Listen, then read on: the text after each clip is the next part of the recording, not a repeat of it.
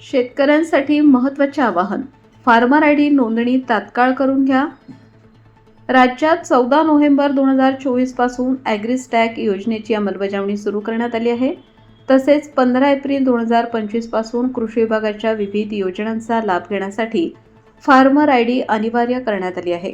राज्यात सुमारे 1.71 कोटी खातेदार असून त्यापैकी सुमारे 1.32 कोटी शेतकऱ्यांनी आतापर्यंत फार्मर आयडी काढला आहे. मात्र अद्याप अनेक शेतकरी फार्मर आयडी नोंदणीपासून वंचित आहेत.